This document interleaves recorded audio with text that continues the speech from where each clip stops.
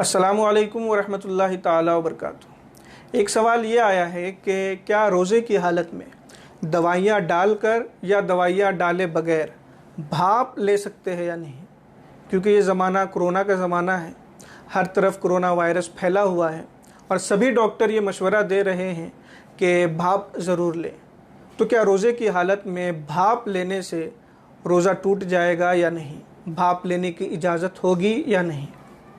دیکھیے، یہ بہت اہم سوال ہے۔ اس کا جواب یہ ہے کہ روزے کی حالت میں چاہے دوائیاں ڈال کر ہو یا دوائیاں ڈالے بغیر بھاپ لینے سے روزہ ٹوٹ جائے گا، اس لیے روزے کی حالت میں ہرگز بھاپ نہ لیں۔ اگر کسی کو زیادہ ضرورت ہے، اگر وہ بھاپ نہیں لے گا تو اس کا مرض بڑھ جائے گا، اسے جسمانی طور پر نقصان ہوگا، تو ایسی صورت میں وہ معذور ہے، اسے چاہیے کہ وہ روزہ نہ رکھے اور بعد میں اس کی قضا کر لیں۔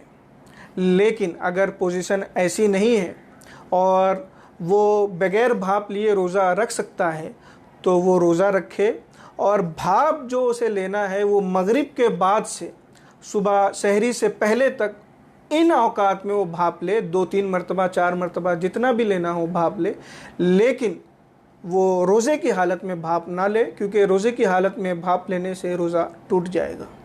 السلام علیکم ورحمۃ اللہ تعالیٰ وبرکاتہ۔